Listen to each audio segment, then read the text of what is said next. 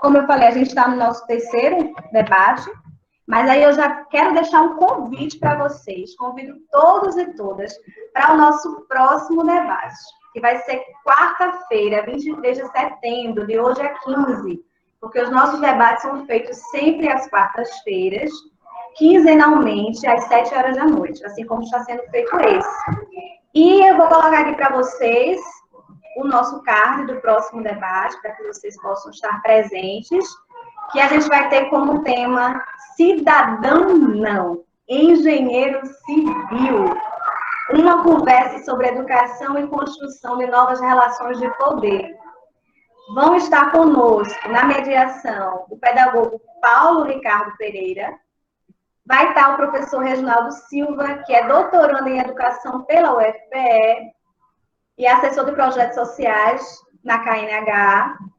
Mara Carneiro também vai estar conosco, ela é doutoranda em Sociologia pela Universidade Federal do Ceará, ela é coordenadora do SEDECA, que é o Centro de Defesa dos Direitos da Criança e do Adolescente do Ceará. Então, o link vai ser pelo Meet, a gente vai deixar aqui no chat para vocês, caso vocês tenham interesse. Anota aí o link do Meet para nosso próximo encontro. Está aí o nosso tema, o horário é o mesmo e é de hoje a 15 dias, que vocês possam estar conosco novamente. Agora, queria dizer para vocês que eu sou Evani Vieira, não me apresentei, perdão. Eu sou socialmente conhecida como Eva Vieira, eu sou mestra em Psicologia Cognitiva também pelo UFPE, e nós temos aqui conosco, e desde já agradeço muitíssimo a presença dos professores que estão conosco, que veio abrilhantar o nosso debate, que são especialistas nesse tema que a gente vai tratar hoje, que é o professor Erinaldo Cavalcante, que é doutor em História pela Universidade Federal de Pernambuco, e temos a professora Jaqueline Calixto, que é mestranda também em História pela Universidade Federal de Pernambuco. E hoje a gente vai falar, como vocês já sabem, na ditadura a educação era boa? Uma conversa sobre a escola pública nos tempos de ditadura no Brasil. É um tema muito pertinente, atual, e que é aí motivo de grandes disputas, porque a gente tem um governo que flerta constantemente com a ditadura, temos um presidente que está aí, que também faz homenagem a torturador da ditadura, isso todo mundo sabe, não é segredo para ninguém, e aí faz com que encoraje muitos a estarem nas ruas, a estarem nas suas redes sociais, enfim, ou saudosistas desse período, ou aqueles que não passaram, mas que admiram, e que pedem para que volte esse período. E nós, enquanto pessoas que estamos nos propondo a pensar, a refletir sobre a educação, não poderíamos deixar de falar sobre isso, sobre a educação nesse contexto, a educação nesse período, sobretudo na escola pública, a educação pública deste país. E trouxemos os especialistas, que eu já apresentei a vocês, para falar conosco. Eles vão ter 20 minutos cada um para falar. Quando estiver faltando 5 minutos, eu irei dizer que está faltando 5 minutos para que eles façam, termine a sua fala inicial. Mas eu queria dizer a vocês que aqui é uma conversa. Nossa proposta é que a gente possa conversar. E nós temos 44 pessoas nesse momento, mas eu queria dizer para vocês que temos o chat, que ao longo da fala deles, quando eles estiverem falando, vocês podem colocar lá suas questões, podem colocar lá suas considerações e também, caso desejem, podem também pedir para se inscreverem para aparecer aqui, para falar com eles diretamente. Coloca lá ao longo da fala deles, olha, eu quero me inscrever, inscrição. E aí, pela ordem das inscrições, eu vou aqui abrindo a fala para vocês. Vocês abrem a câmera, abrem o microfone, então só o microfone e faz aí as suas colocações diretamente para eles, caso desejem. Ou, se preferir, coloca só lá no chat que eu vou ler para eles ao final da fala inicial deles, e aí a gente vai fazendo a nossa conversa aqui.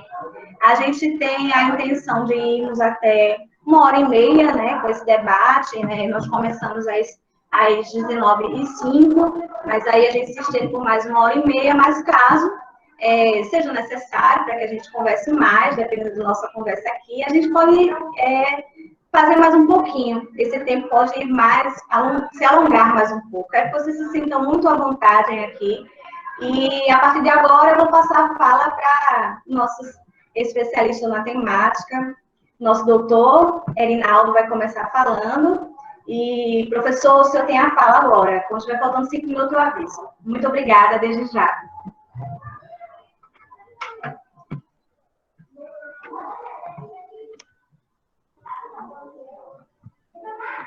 Professor, seu microfone está desligado, perdão. Pois é. Boa noite a todos e a todas. Queria começar agradecendo o convite e parabenizando o GEDUC pela iniciativa, e dizer que é uma alegria muito grande, né? Porque, de certa maneira, acaba matando um pouco a saudade de Recife, da UFPE, desse espaço que eu tenho um carinho muito grande. Sou filho me considero filho da UFPE, filho das políticas públicas promovidas a partir desta casa enquanto espaço de formação. Então, para mim, é uma alegria muito grande estar nessa conversa com vocês, né? Bom, eu preparei um slidezinho básico para pontuar algumas questões sobre essa temática que é demasiadamente importante e demasiadamente amplo também, né? Então, para que eu possa seguir um pouco um roteiro de fala, eu vou socializar com vocês aqui um slide. É pequeno, tá bom? Então, eu acho que vocês conseguem visualizar, né? Caso aconteça como eu estou com essa tela, eu não consigo visualizar a outra tela. Aí, caso aconteça algum problema de áudio ou alguma coisa, por favor, vocês me comuniquem, né? Então, na ditadura, a educação era boa? Uma conversa sobre a escola pública em tempo de ditadura militar no Brasil. Então, é uma temática bastante atual, bastante necessária ampliar o debate, porque envolve questões de interesse que desencadeia em ações imediatas, né, para a nossa vida, para o nosso cotidiano, né? Bom, e aí eu queria pensar com vocês essa minha fala, né? E aí por isso que eu dei o nome a esta minha fala, a educação como um projeto político de sociedade. Para quem trabalha com a temática, essa é quase que um jargão. Só que às vezes, mesmo se fosse um jargão, acho que precisa problematizar alguns significados até para desnaturalizar, né, os sentidos que acabam adquirindo, e que a gente possa ampliar alguns significados que muitas vezes, por se tornar corriqueiro, acaba passando de forma naturalizada. O que implica, então, pensar a educação como um projeto político de sociedade? Acho que uma primeira dimensão que a gente precisa pontuar, e não tem muita clareza disso, novidade para os pesquisadores que estão dentro desse debate, mas talvez para quem não é especialista seja tão claro, é que não tem como pensar a educação fora de uma perspectiva política. E quando eu estou falando isso, eu poderia, por exemplo, usar o nosso conterrâneo, né, Paulo Freire, né, que vem sendo tão disputado, né, nos dias atuais. Mas estou pensando política aqui como toda forma de atuar no espaço público. Evidentemente que não me refiro à questão política partidária, né? A política partidária é apenas uma das formas de se praticar a política. Isso significa dizer que qualquer ação, qualquer projeto, qualquer lei, qualquer normativa, qualquer decisão que seja tomada por diferentes autoridades que ocupem cargos de governo ou esteja exercendo função vinculada a um projeto de governo, então qualquer decisão dessas autoridades não são decisões neutras e que são decisões atreladas a uma concepção política de sociedade. Então, pensar que qualquer que seja a ação, o projeto, a normativa, o decreto, direcionado à educação, essa ação está inexoravelmente atrelada, vinculada a uma concepção política e a um projeto político de sociedade, né? E aí, nessa perspectiva, pensar a educação como um campo de disputa. Uma disputa de diferentes perspectivas, de diferentes forças, com diferentes sujeitos, mas pensar, sobretudo, um projeto político em permanente disputa.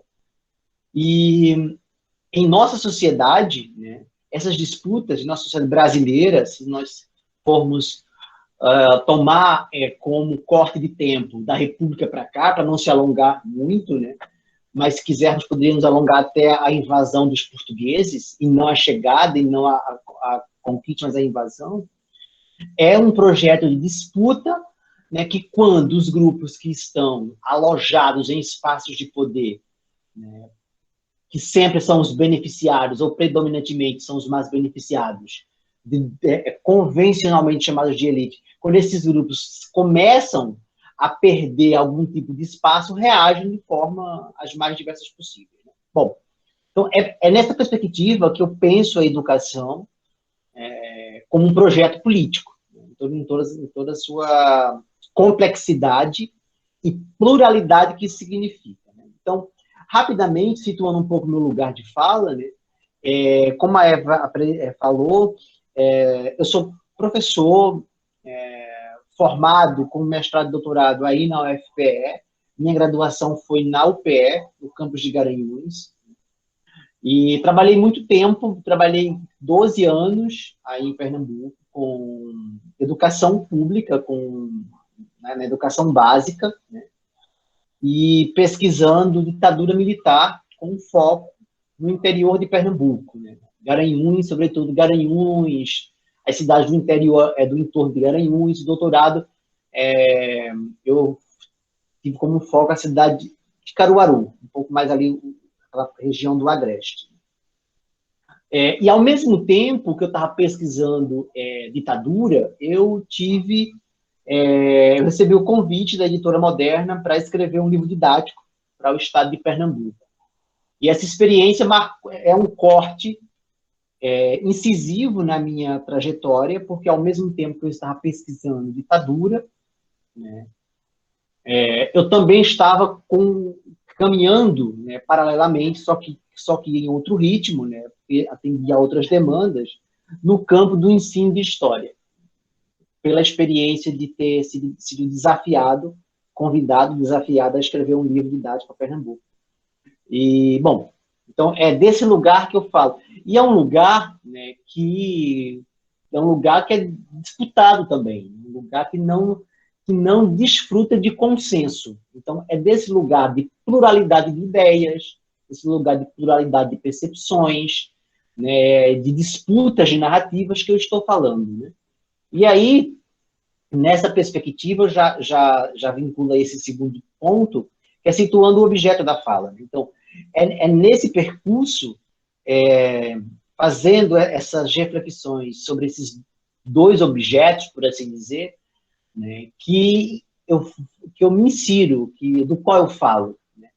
E falo a partir de uma perspectiva documental, de uma perspectiva de leituras teóricas, e que não são inquestionáveis, longe disso.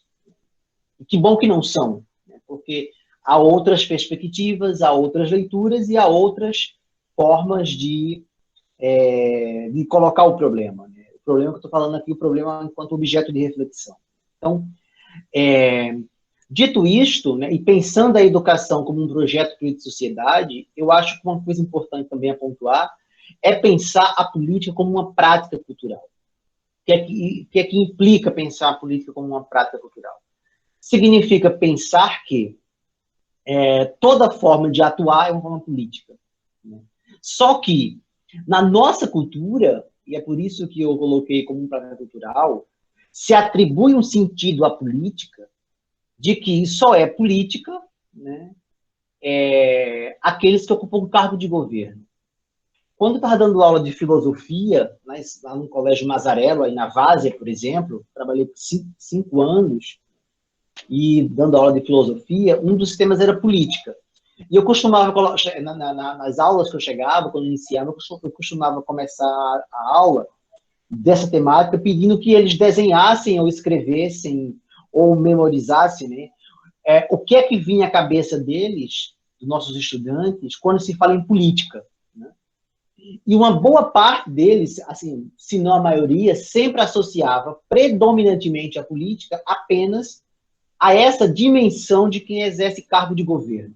E isso é muito sério, essa construção cultural da política, porque ela retira da esfera do político todas as demais ações e todos os demais sujeitos. Então, é como se a política não pertencesse ao homem, vou chamar aqui, comum, né? Ao homem do cotidiano. É como se a política fosse uma prática que dissesse respeito só a quem exerce cargo de governo. E isso é muito complicado, essa construção social nossa, essa construção cultural. Porque ela de uma certa medida, ela afasta o cidadão, as pessoas comuns, do debate. Né? Porque não vai se interessar por um debate que não lhe diz respeito, que não lhe interessa. E é claro que isso tem a ver com a nossa cultura, com a nossa construção social. Né? E aí isso se desdobra em diferentes dilemas, porque, via de regra, uma parte da sociedade brasileira, por não se identificar como sujeito político e por considerar que a política só pertence a cargo de governo, acaba não se envolvendo com as discussões ou não se envolvendo... Deixa eu trocar meu microfone aqui que tá com problema.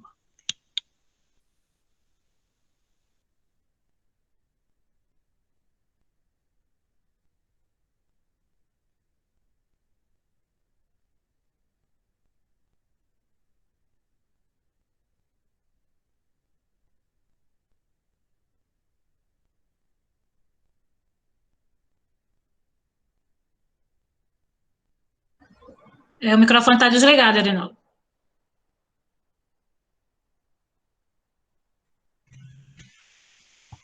Isso, como eu troquei de microfone. Nossa. Isso. Aí acabou... Bom, então, então volta no raciocínio, né? Isso tem desdobramentos os mais variados possíveis, porque uma vez que essa nossa construção cultural da política afasta o homem comum, a mulher comum, desse espaço, é como se dissesse assim, olha, eles não se interessam porque não diz respeito. Então, há um sentido de ser, né, construído culturalmente desse não envolvimento com a política, né? E aí, reverter isso, eu acho que é um dos desafios de pesquisadores, da ciência, dos grupos, dos movimentos sociais e de tantas outras, né? Mas, ao mesmo tempo, pensar que é no campo da política, né, e não só da política partidária, mas da política enquanto forma de atuação no espaço, que reside, ao mesmo tempo, os enfrentamentos e as disputas de narrativas e as disputas de projetos, mas também os campos das possibilidades. Né? Na minha forma de compreensão, não existe outro lugar para se construir caminhos possíveis, senão no campo da política. E aí, pensar a política, né, nessas condições, né, é também pensar a política no campo das disputas de narrativas. Né? E aí, já focando um pouco, já direcionando para as questões mais próximas do tema dessa conversa. Por quê? Há um ditado popular que diz assim, que não são os fatos que abalam as sociedades, né, o mundo, mas o que se conta sobre eles. Né? Então, essa concepção é muito interessante, porque, vejam, aquele mesmo exemplo que eu dei para vocês, quando eu começava uma aula sobre política, eu gosto de pensar, por exemplo, se nós fôssemos começar uma aula sobre ditadura e perguntássemos na sala de aula, né, o que é que se fala sobre ditadura, né, qual é a imagem que se tem. Então, a concepção que é acionada nesse momento tem uma relação direta, né, com o que se narra sobre o fato, sobre o acontecimento, sobre a experiência denominada de ditadura. Por quê? A sociedade atual, por exemplo, nós nós hoje, 2020, não temos acesso à experiência da ditadura, senão por meio das narrativas que são construídas sobre ela. Então, há uma disputa política no campo da semântica propriamente dito, né, sobre o que narrar dos acontecimentos. E aí, para entender o que se narra, o conteúdo do que se narra, é fundamental nós ampliarmos a nossa perspectiva, a nossa reflexão, para compreender como se narra, para quem se narra e para que se narra. Porque esses três elementos condicionam, né, uma forma de falar sobre o que está se narrando.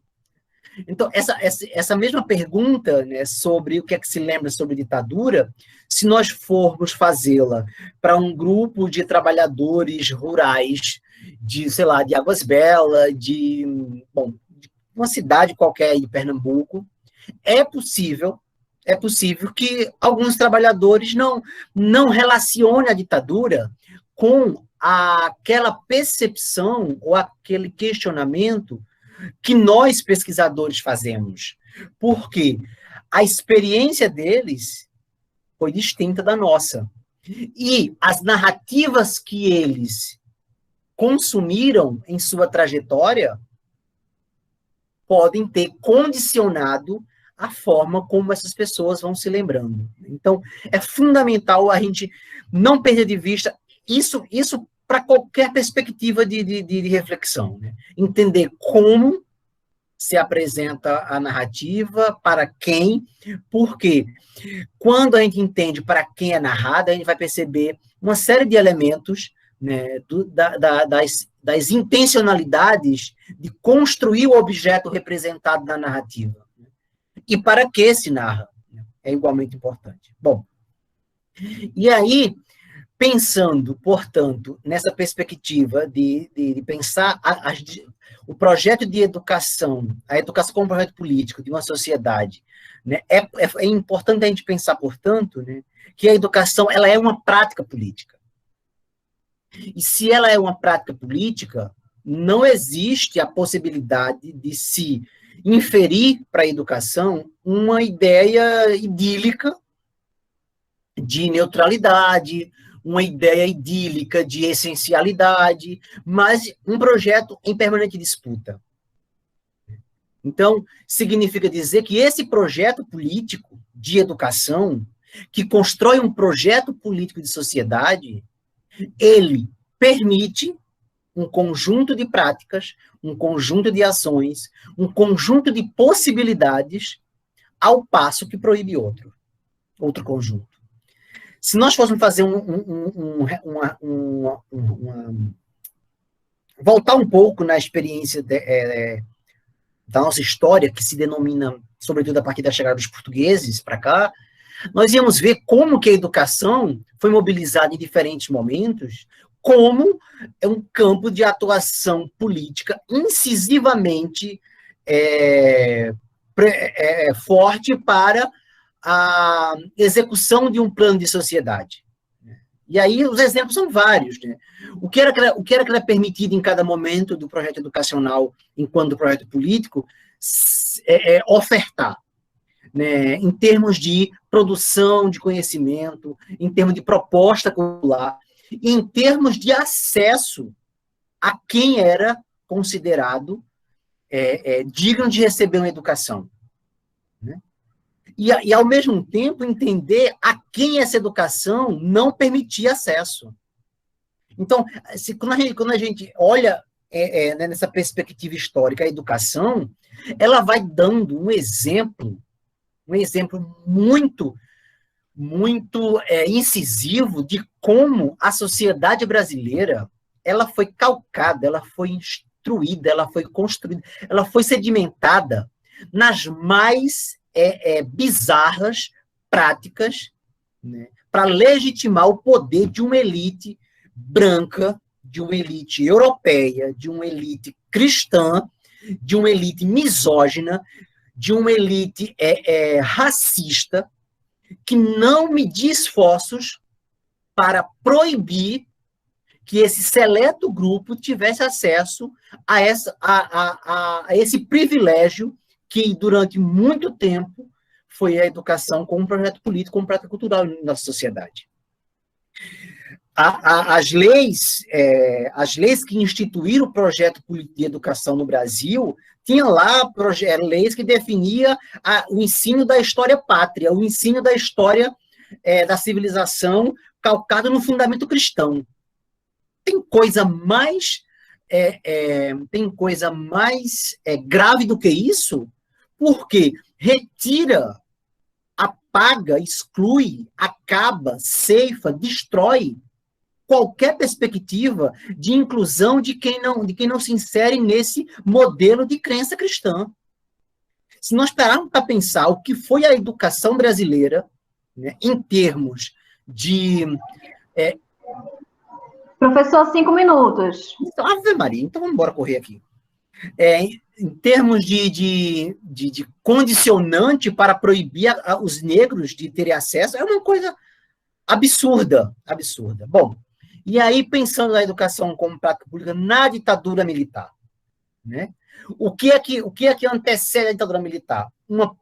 Nesse campo de disputa, que é a educação, um grupo de intelectuais, de políticos, de movimentos sociais, tensiona as relações políticas para, por exemplo, reduzir o analfabetismo, que era um problema gritante.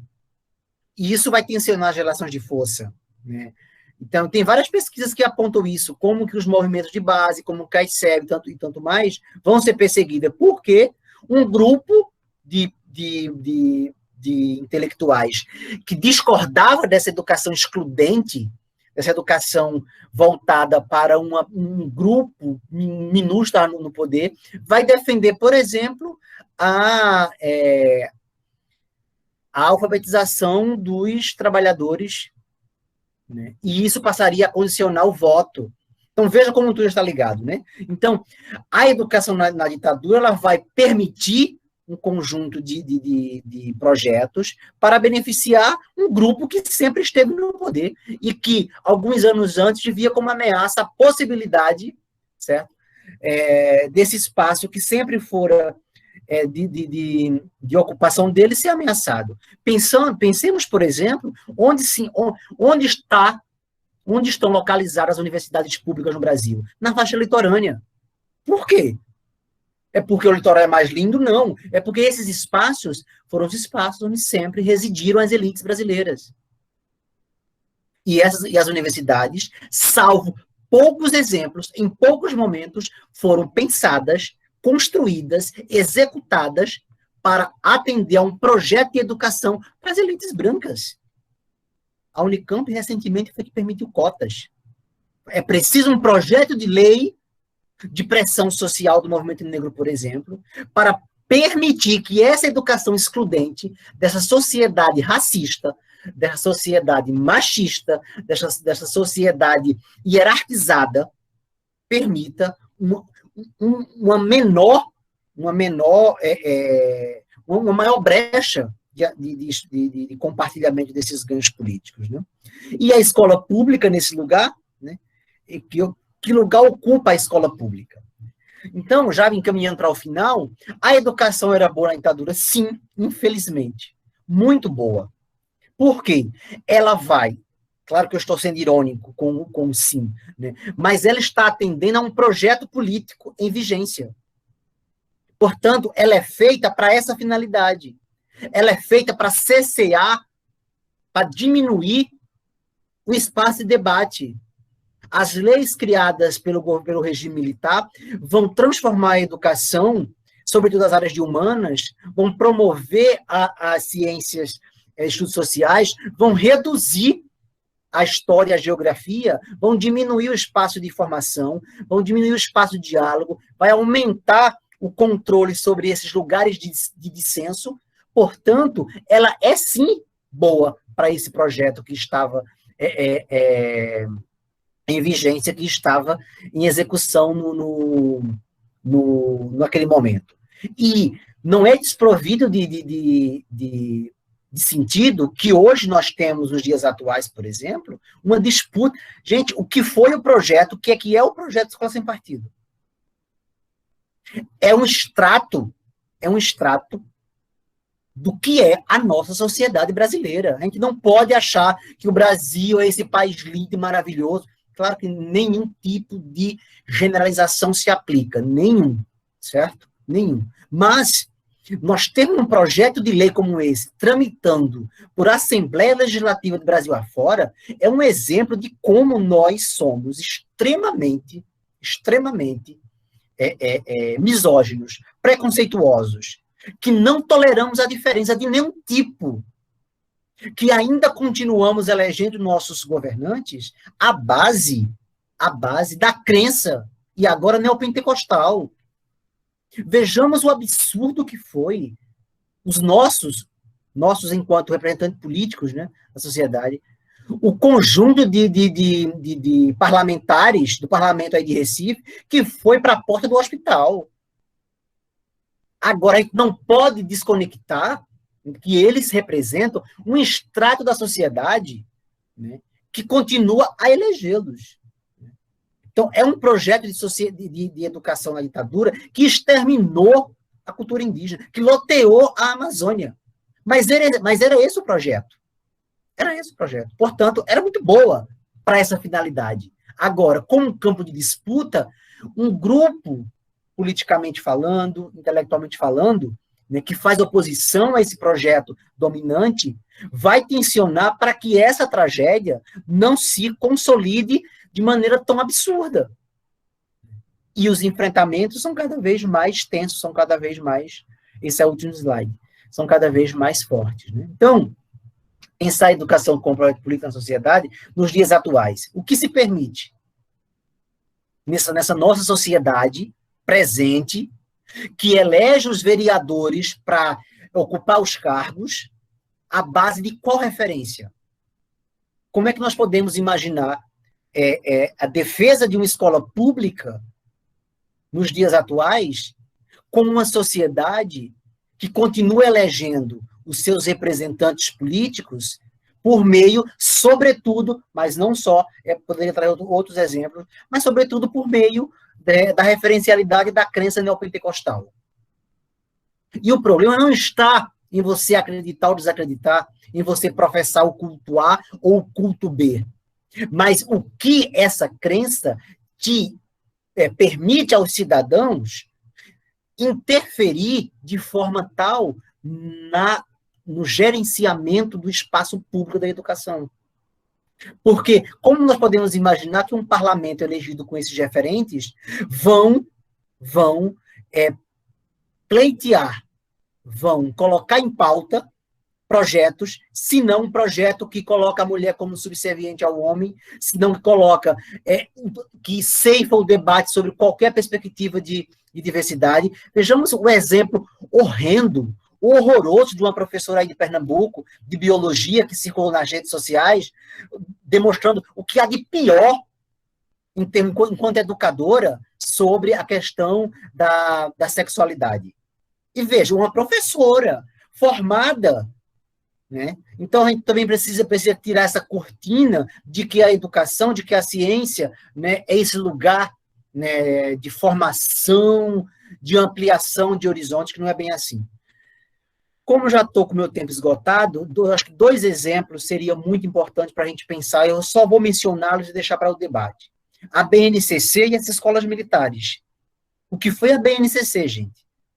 Esse Frankenstein, votado pelo nosso parlamento, que continua acabando com a possibilidade de colocar o debate da formação do professor como prioridade, acabando com o debate de repensar a história a partir de uma perspectiva de pertencimento, continua com a história europeia, quadripartite, né? E, inclusive, tendo o respaldo de colegas da área da história. E as escolas militares, atualmente. Eu estive aqui na cidade de Marabá, dando uma palestra em 2 escolas, eu fiquei, assim, perplexo. Por quê? Nós não conseguimos nós, que eu falo, que esse grupo de intelectuais, de pesquisadores e professores, que não concorda com esse modelo de educação boa da ditadura, né, e dessa parte dessa educação que está sendo praticada hoje, nós não conseguimos, na minha perspectiva, na minha leitura, nós não conseguimos criar uma narrativa para contra-argumentar a defesa das escolas militares. Sabe por quê? Porque há um argumento em defesa de que nessas escolas se tem um respeito aos professores. E isso é muito forte, porque nós estamos numa sociedade em que as famílias se dilaceraram e os pais atribuem às escolas a responsabilidade de educar os filhos. E nessas escolas, as crianças têm medo de fazer qualquer ato, né, que vai em contraposição a essas práticas vividas nessas escolas e que, portanto, jamais ousaria questionar o professor. Então, há um discurso quase que generalizado de que as escolas militares são excelentes, são maravilhosas, porque nelas os professores são respeitados. Então, veja o nível de complexidade que se coloca para se pensar a educação nesses tempos. Bom, eu agradeço, finalizo. Eu pensei que eu estava com 5 minutos, ela já me disse que faltavam 5, né? Aqui é o nosso grupo de pesquisa que eu coordeno aqui na universidade, né? E por meio do qual também temos feito bastante atividade. Já estão convidados a acompanhar no perfil do Instagram, né? E também no perfil do YouTube, que chama-se ITempo, Interpretação do Tempo, Ensino, Memória, Narrativa e Política.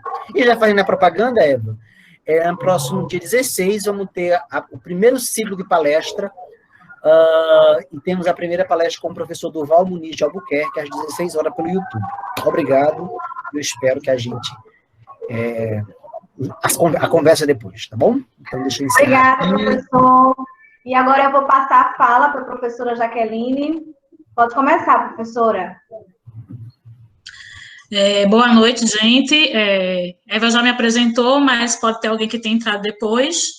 Eu sou professora de Educação Básica, minha formação inicial é Pedagogia, e eu sou mestranda do Programa de Pós-Graduação em História da UFPE, né? Minha linha de pesquisa é Memória e Cultura.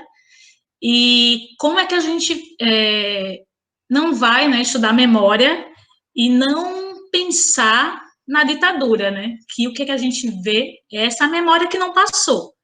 Então, é uma memória rememorada, exaltada, né? Porque na época da ditadura, segundo o revisionismo, tudo era muito bom, tudo funcionava, a saúde era maravilhosa, não tinha violência, a escola pública era ótima, e esse discurso ignora o que o professor Rinaldo falou, né? Tipo, era boa? Era sim, muito boa, mas para quem? Né? E quando a gente vai ver os dados, o que é que a gente encontra? Que houve, de fato, uma expansão, né? Uma inclusão maior de alunos dentro da escola. O número de vagas foi ampliado, mas se a gente olhar só para esse dado, a gente realmente concorda. Não, foi muito boa, olha só. Começou a ter mais crianças dentro da escola, né? As pessoas estavam fora, agora estão dentro, estão incluídas. Mas o que é que isso revela? Também, se a gente for olhar só para esse dado e não atentar para a estrutura, o que é que estava sendo ensinado nessa escola? Qual o modelo de educação que estava sendo transmitido ali? Qual o modelo de cidadão que essa escola pretendia formar? Então, partindo desse ponto, eu vou usar, como o professor Rinaldo também falou, uma discussão que você pode analisar sobre vários aspectos, né? Então, eu vou começar por esse caráter privatizante que a escola assumiu no período da ditadura, tá? Importante também destacar que não foi a ditadura que criou essa relação Estado e capital, né?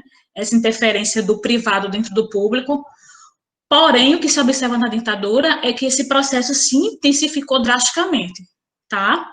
Então, aí o Luiz Antônio Cunha, ele vai colocar, ele vai fazer a análise dele sobre 2 vetores, basicamente, que seria essa simbiose entre o capital e o público, e seria uma ideia também de educação moralizante, né? Então, quando se institui a disciplina de moral e cívica, o que é que está por trás disso também? A ideia de que a ética que falta ao cidadão brasileiro, ele vai poder adquirir essa ética onde? Dentro da escola. Então, a escola seria a responsável por criar esse cidadão ético, lembrando que a gente estava falando de ditador, né, gente? Esse cidadão ordeiro, pacato, patriota. Então, tudo isso está envolvido quando é criada a Comissão Nacional de Moral e Cívica, tá? E o outro vetor, que o Luiz Antônio Cunha coloca também, que eu acho importante a gente falar aqui, é essa questão da educação direcionada para o trabalho, tá? Quando eu falei inicialmente com vocês que a educação, ela tinha, né, o intuito, né, tem mais gente dentro da escola, mas essas pessoas estão sendo formadas para quê? Né? Qual é o intuito dessas pessoas estarem na escola também? Formar mão de obra, tá? Então, aí a gente já pode imaginar quem seria preparado para atuar nos postos mais baixos de trabalho. Quem seria? A elite ou o filho do operário? Então, quando a ditadura ela impõe que o ensino médio ele passe a ser obrigatoriamente profissionalizante, né? Então, o aluno ele não tem mais escolha, como existia até então, aí ela já separa e coloca a educação, de fato, como um privilégio. Então, não adianta só você estar dentro da escola. Você vai estar dentro da escola, mas você vai ter que cumprir o seu papel, o papel que o Estado determinou para você, tá? Se você é pobre, você vai seguir um determinado percurso. Você vai ser mão de obra para a fábrica. E se você tem um poder aquisitivo, você vai entrar nas universidades, você vai fazer cursos na área de saúde, de engenharia. Então, quando o ensino médio ele passa a ser compulsoriamente profissionalizante, aí ele já coloca que percurso cada classe social vai seguir. E acrescentando esses dois vetores, né, que o Luiz Antônio Cunha coloca, que é essa simbiose Estado-capital, essa simbiose entre o capital e o ensino público, e a regeneração moral do cidadão, né, através da disciplina de moral e cívica, eu acrescentaria também a precarização do professor enquanto profissional. E como é que a gente pode pensar essa precarização na época da ditadura? Uma vez que o Estado ele não tem mais obrigação de, nesse período, de ter um limite para se investir em educação, né? Hoje a gente sabe que tem uma porcentagem do PIB que tem que ser investida. Na época da ditadura isso não existia. Foi abolido, né? Existia, mas foi sendo flexibilizado até o ponto de praticamente inexistir. A profissão docente, ela é altamente sucateada.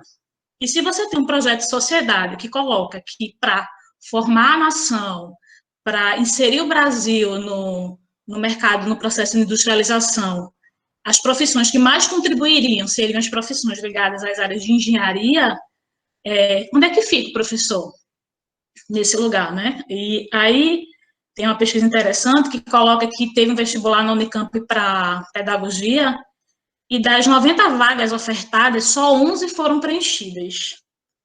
Então, isso já revela que como a profissão docente ela foi sendo desvalorizada gradativamente, através de quê? Baixos salários, que não passou a não ser uma carreira atrativa. Já não era, e repetindo, no período da ditadura, isso se intensificou também drasticamente. Então, o que a gente vai ver aí? Muitos professores leigos, ou seja, professores que não têm formação, né? E onde esses professores leigos se concentram?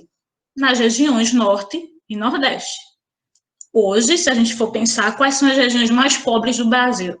A região Norte e Nordeste. Então, começou a crescer o número de professores que não tinham formação, tá? São Paulo tinha, em média, de 11 mil aulas vagas. Muitos alunos eram reprovados por decreto, porque passavam praticamente o ano todo sem ter aula. E os professores começaram a ter essa jornada dupla, tripla, que é a jornada que a gente, infelizmente, conhece hoje,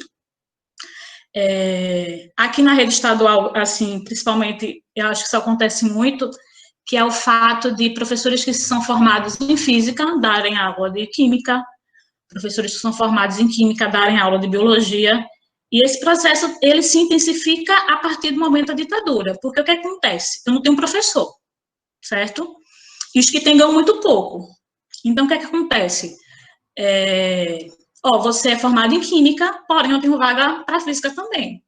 Então, era uma forma das secretarias de educação, elas meio que tamparem um buraco, e uma forma do professor também ter uma renda extra.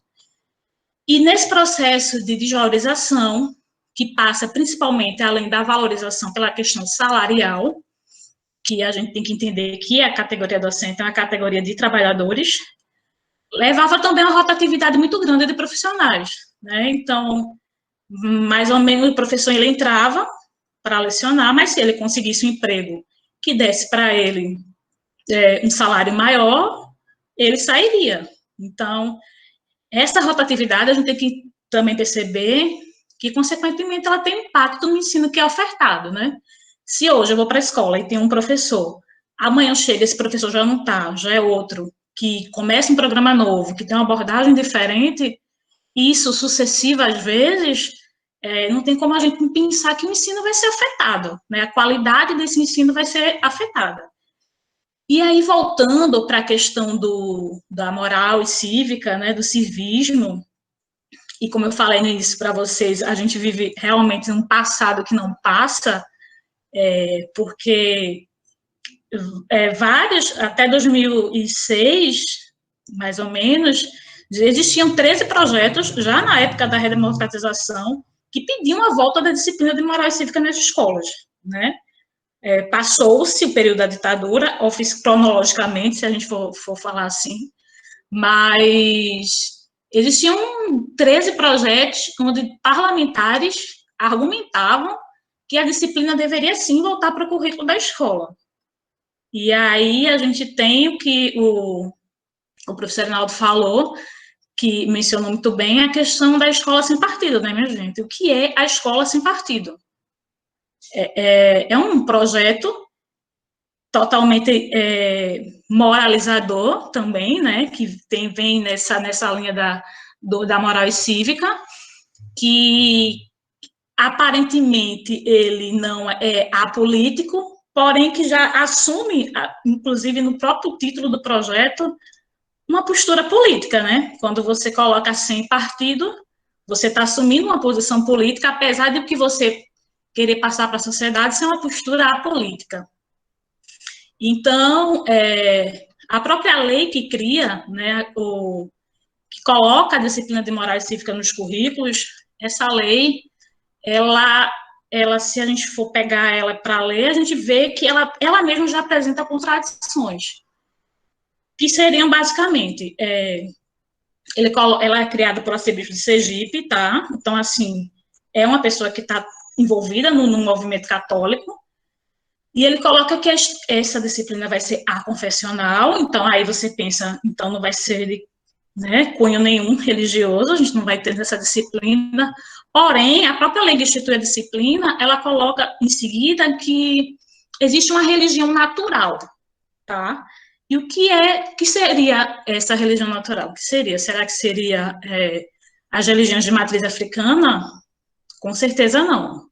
A religião natural que se entendia nesse período, veja bem, foi um arcebispo que criou essa lei, era a religião católica. Então, a própria lei já apresenta aí para a gente um paradoxo. Se a educação vai ser, essa ideia de civismo vai ser aconfessional, então, como é que a gente fala de que há uma religião natural?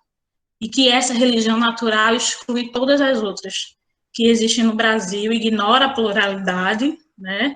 Porque quando você coloca que a religião natural é o catolicismo, então, o que não seria natural? Todas as outras, tá certo? Então, a gente tem, né, fazendo a recapitulação aí, esse caráter privatizante, que é muito importante, e como é que se dá esse caráter privatizante? Ele se dá, basicamente, um exemplo claro, diretores de conglomerados educacionais privados, muitos deles católicos ou não, eles começam a atuar dentro dessas instituições oficiais. Então, a gente tem diretor de escola dentro do ministério, dentro dos conselhos, dentro das secretarias, e seria muita ingenuidade nossa acreditar que essas pessoas estão ali, dentro desses espaços, e não vão querer benefícios, né? Principalmente porque eles representam ali um grupo, que é o grupo privado de ensino. E como é que esses benefícios a gente, se materializam nesse momento? A gente tem ampliação do número de bolsas de estudo, que é um ótimo negócio para o ensino privado, porque se você tem vagas ociosas, né, um ensino que tem várias vagas ociosas, e você tem o governo ali disposto a investir dinheiro nisso, isso é um ótimo negócio, né? Mas se a gente for pensar também, outra questão que está implicada aí, é que as escolas que têm mais vagas ociosas, a gente pode pensar que essas escolas não são as melhores escolas, né?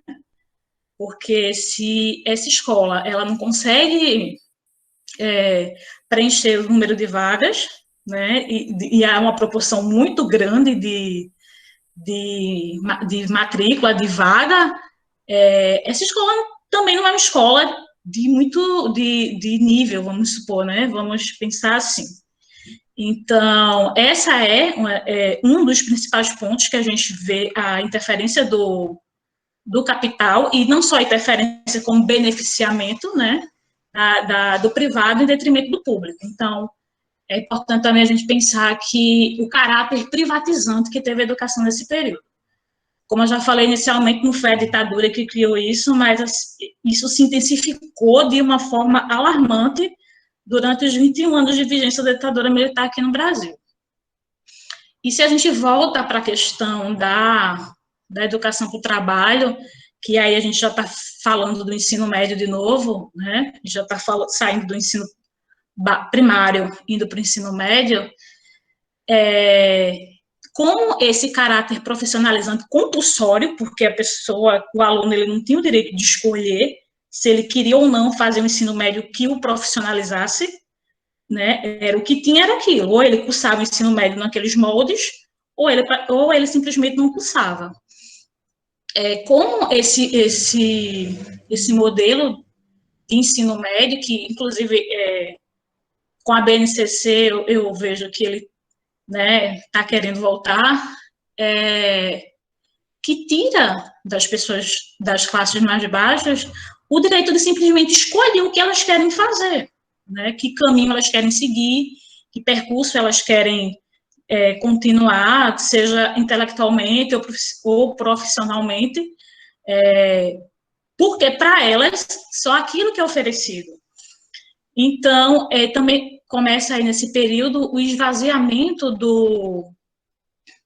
das escolas. Professora, 5 minutos. Tá, concluí já. E o esvaziamento ainda existia, sim, em menos quantidade, é verdade, pessoas de classe média dentro da escola pública, porque também isso é uma coisa que os saudosistas, as viúvas da ditadura exaltam, né? Ah, mas todo mundo estudava junto, pobre, rico, né? Não tinha essa distinção como tem hoje. Porém, a partir do momento que se coloca o ensino médio como profissionalizante, o que acontece? O filho do empresário, ele não vai querer que o filho dele estude para fazer, no final das contas, um trabalho braçal. Então, o que acontece? Essas pessoas começam a debandar da escola pública, porque o que elas visavam, na verdade, era entrar na universidade. E elas sabiam que com aquele modelo de ensino que tinha ali, elas não conseguiriam entrar. Então, voltando para a pergunta aí da nossa conversa, a escola pública era boa, né? Aí teve até uma pessoa que botou no chat assim, nossa, eu quase infartei quando o professor botou que sim. Mas, diante de tudo que a gente discutiu aqui, eu queria que vocês mesmos tirassem as conclusões de vocês, né? A escola pública era boa no período da ditadura? E se era boa, se foi boa, para quem ela foi boa? Foi boa para todo mundo, né? Então, assim, Essa pergunta eu queria que vocês pensassem e tentassem elaborar dentro de vocês a resposta, tá certo? Diante do que a gente conversou aqui, diante do que a gente vai conversar, e diante de tudo que tem aí hoje em dia, felizmente, apesar de todo esse revisionismo, a gente tem muito material para estudar a educação nesse período. Seja artigo, seja livro, seja site, tá certo? E tirem as conclusões de vocês, construam o conhecimento de vocês, tá certo? Então é isso. Obrigada a todos e todas que me ouviram até aqui. Obrigada, professora. Obrigada, professor. A gente já tem um primeiro bloco de perguntas, e aí vocês podem ir colocando aí suas questões, suas considerações, fazendo suas inscrições, como eu falei também. Caso queiram aparecer e falar diretamente com os professores, aparecer com a sua câmera ligada, com o seu microfone, então só com o seu microfone, fiquem à vontade. Eu vou passar esse primeiro bloco de 3 perguntas para vocês, e aí vocês dois podem responder, podem falar sobre o que foi colocado. A Alessandra, ela colocou assim: professor, o que você falou em memória, como você compreende a produção desta memória se relacionando no presente com a negação da existência da ditadura, ou que tivemos uma dita branda, ou até mesmo que a ditadura foi boa? E aí o nosso colega Max colocou: esse grupo de intelectuais seria o que formou o Instituto Superior de Estudos Brasileiros, o ISEB, com Álvaro Vieira Pinto e tantos outros? A Alessandra coloca também: a educação era boa para quem? Quem estava na escola? Estudantes das periferias? Eram privados de ter acesso à educação, tendo em vista a necessidade de arcar com despesas com material escolar, fardamento, além da imposição de rígidos comportamentos. E para finalizar esse primeiro bloco de perguntas, temos Lucas, que colocou assim: professor, desde antes, durante e depois de 64, do golpe militar no caso, tivemos inúmeras reformas educacionais, algumas delas durante o período militar. Queria saber de sua percepção como essas reformas refletem hoje na educação brasileira. E aí eu coloco para que vocês dois possam falar sobre o que foi colocado aqui. Pode falar, professor. Mais uma palestra, né? Porque para responder a essas perguntas, vamos estender aí até as 10 da noite, eu vou marcar outra palestra. Tempo 2, parte 2. Mas vamos lá, vou tentar aqui. Então, Alessandra, olha, por onde começar? Essa questão ela é muito importante e ela é muito presente. Essa questão da produção das memórias, né, que tem muito a ver com essas disputas de narrativas e também tem a ver com aquilo que eu falava, né, o que se narra, como se narra e para quem se narra. Porque se nós pararmos para pensar, essa reflexão, que quando eu falo nós, estou pensando mais esse grupo, vamos chamar mais progressista, né, para não vincular nem à esquerda, que às vezes, né, que é plural também, mas esse grupo que a gente se aproxima mais, né, de pessoas, de professores, de pesquisadores, intelectuais, vamos chamar de mais progressista, assim, tá? Então, esse debate, essa memória que nós trabalhamos, que nós fazemos, que nós analisamos, que nós publicamos, né, ela é uma memória de muita disputa sobre ela. E o que implica dizer? Implica dizer que, primeira questão, o passado, ele é um objeto de intensa disputa no presente, porque os grupos políticos que disputam o controle da sociedade no presente, eles compreendem que, dependendo da forma como se olha o passado, se comporta no presente. Mesmo que eles não façam essa reflexão de maneira, como posso dizer, sistematizada em um conceito epistemológico que nós mobilizamos. Seja com Paul Ricoeur, seja com Haulac, seja com Foucault, com quem quer que seja. Só que se sabe muito bem, e esses grupos são inteligentes para isso, que, dependendo de como o cidadão compreende e interpreta esse passado, ele vai se comportar de uma forma X ou de uma forma Y no presente. Então, temos que entender que essa disputa de memória é uma disputa acirrada pelo controle do presente. Vou dar um exemplo da ditadura militar, né? Por que há um debate muito forte sobre que memória deve se falar? Por quê? Porque se determinadas memórias se tornam socialmente circuladas, apreendidas, né, entendidas, isso permite o questionamento sobre como nossos governantes, nossos políticos atuaram e em prol de quê? Entende? Então, essa disputa pela memória é uma disputa de controle pelo presente, no presente, pelo presente, tendo como objeto de disputa o passado. Né? E aí é importante a gente pensar também porque, veja como que isso se reverbera em ações na educação.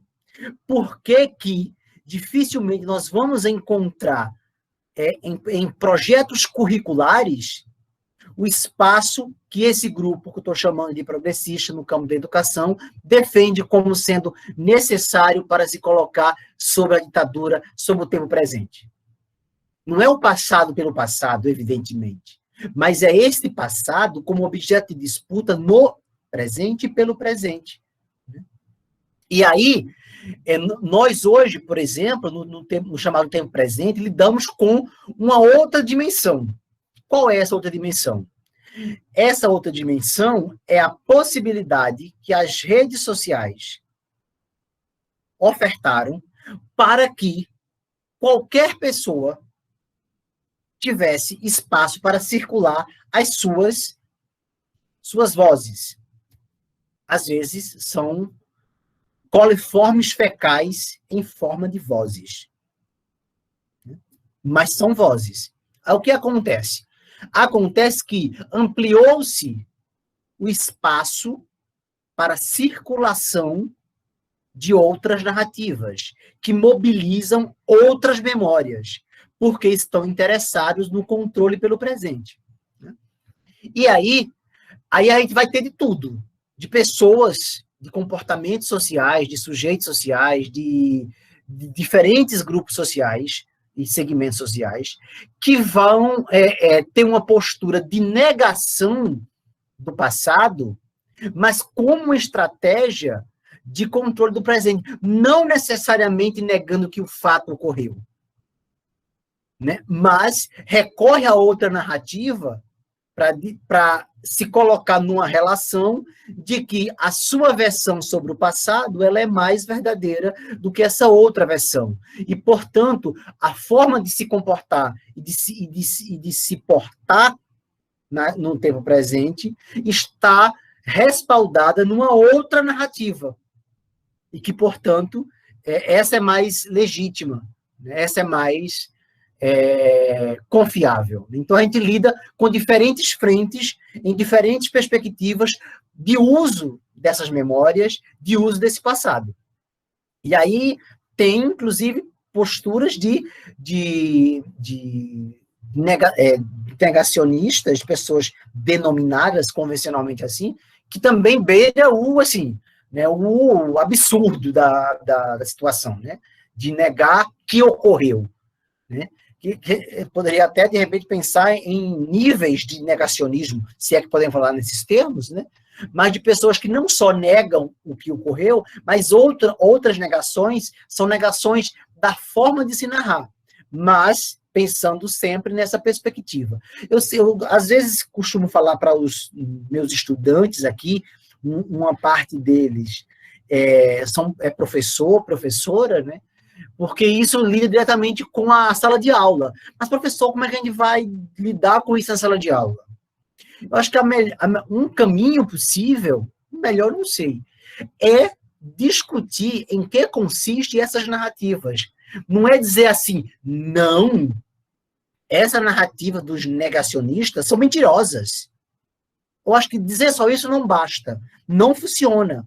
Porque nossos estudantes, por exemplo, podem chegar e dizer, mas professor, me diga então por que a sua narrativa, ou a narrativa que o senhor e a senhora se aproximam, se alinham, ou a narrativa do livro didático é mais verdadeira? Com base em quê? Né? Então, eu acho que o foco precisa ser enfrentado discutindo como se constituem essas narrativas. Olha, essas narrativas que eu estou mobilizando, que eu estou apresentando, que eu estou me aproximando, elas são construídas por pesquisadores que mobilizam referência, que mobilizam intelectuais que têm anos de estudos, que mobilizam documentos, e que ela não é a única, mas ela é verificável. Ela tem um respaldo de legitimidade. E agora me apresente, por exemplo, em que consiste essa produção dessa outra sua narrativa.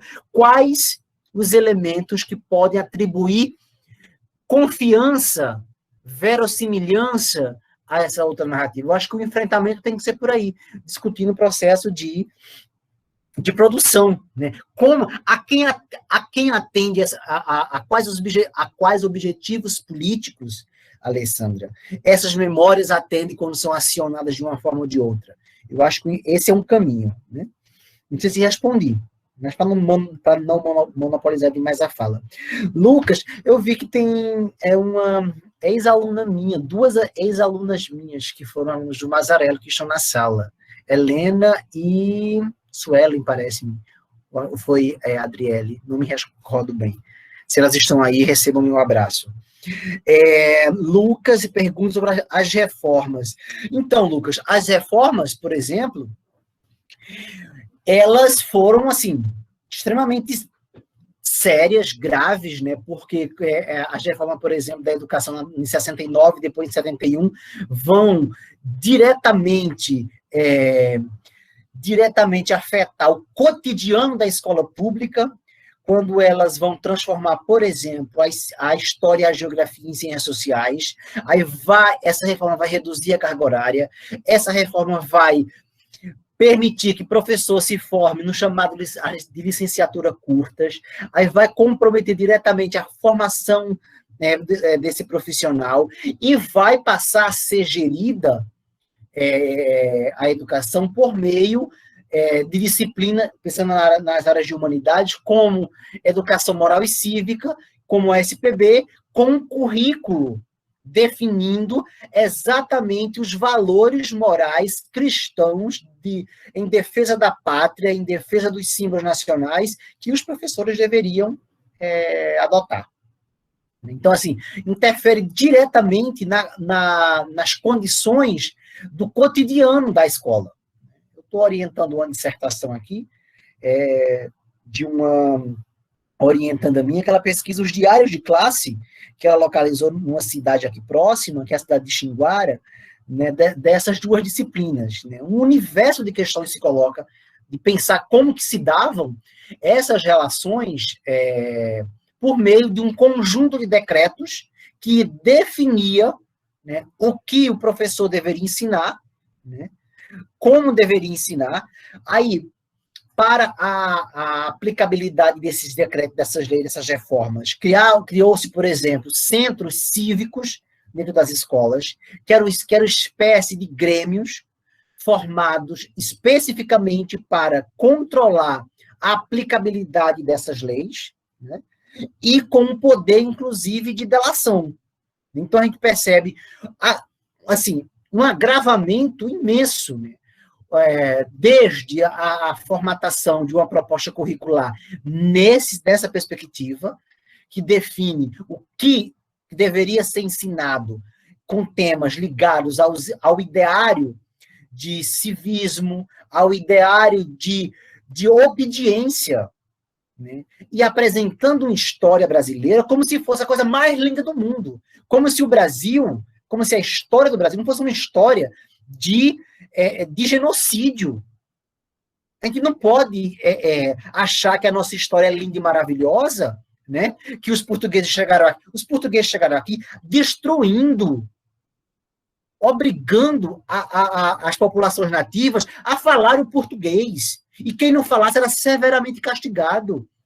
Né? Nós tivemos uma sociedade fundada em 300 anos de escravidão. Que hoje, por exemplo, a gente encontra os números da Covid, por exemplo, ela mata muito mais pessoas pobres e negras.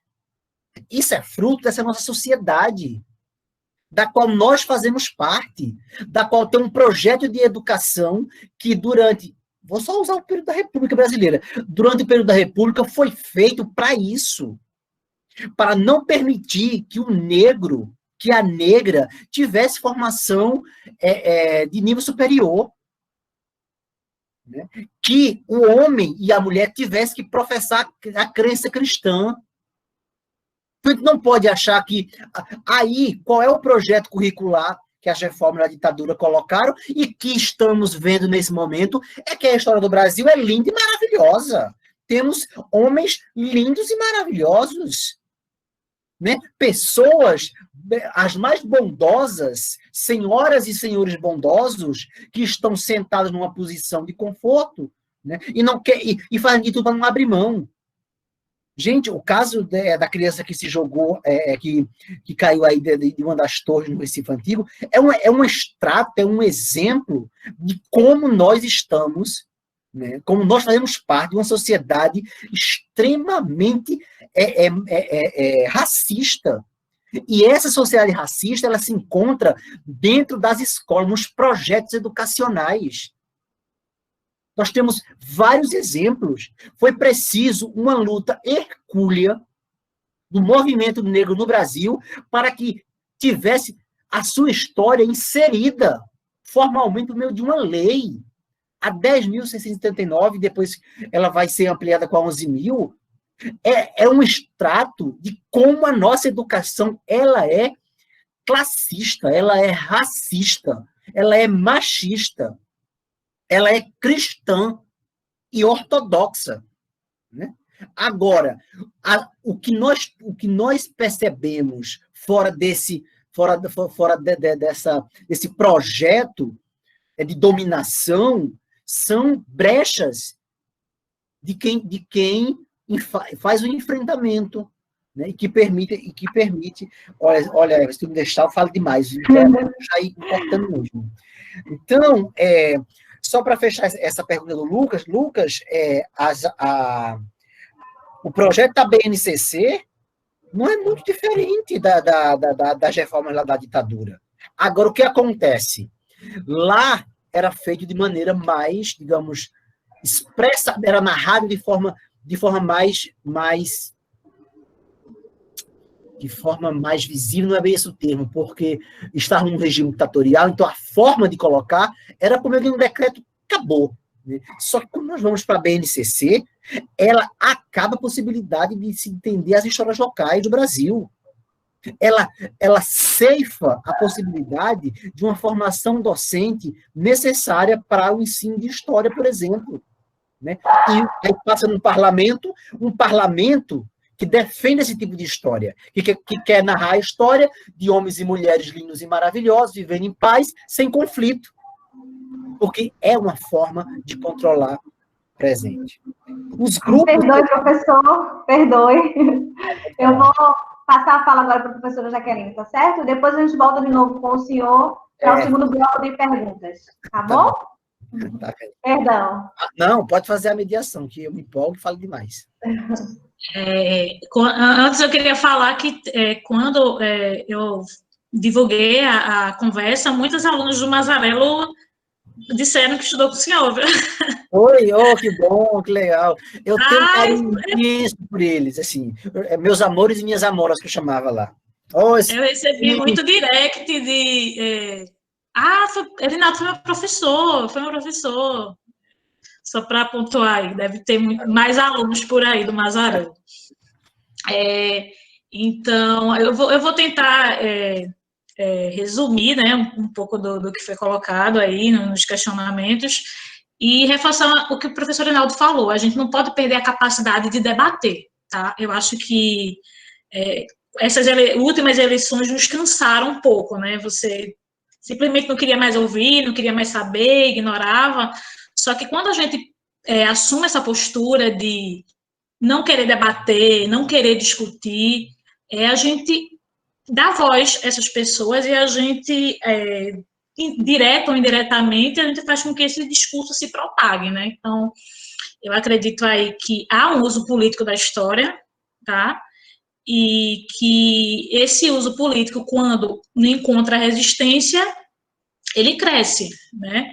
Não é só mais o motorista do Uber ou o nosso parente, nosso pai, nosso tio que fala que a ditadura era boa, né? É o presidente do Brasil, é uma ex-ministra da Cultura. Então, a gente realmente partir para a ideia do esclarecimento racional e contra-argumentar, tá? Não deixar que isso cresça, não dizer assim, fulano é burro, fulano é doido, tá vendo que isso é falácia, que isso nunca aconteceu, mas se você não argumenta, se você não mostra que existe, não vou nem falar ponto de vista, né, porque no caso da ditadura o que a gente tem são fatos, né, mas se a gente começa a ignorar isso, a gente, querendo ou não, permite que esse grupo ganhe voz. Ganhou tanta que chegou à presidência, né? Não que a gente assim, é a questão da estrutura, né? A história, eu realmente acredito que a história ela é singular, ela não se repete, mas assim, as estruturas elas se mantêm, é o meu ponto de vista, mas que também fazer um uso político da história, né?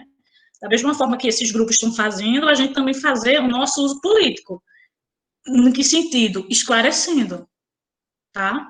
Então, é mais ou menos isso. Eu não vou entrar muito para a questão das reformas, mas eu só queria pontuar essa questão de que a gente, quando convocado ao debate, a gente debata, tá? A gente não simplesmente, apesar de desgastante, né? A gente faz o quê? Logo, a gente bloqueia aquela pessoa do grupo da família, a gente não quer mais nem falar com a pessoa e pronto, deixa pra lá, falando é doido.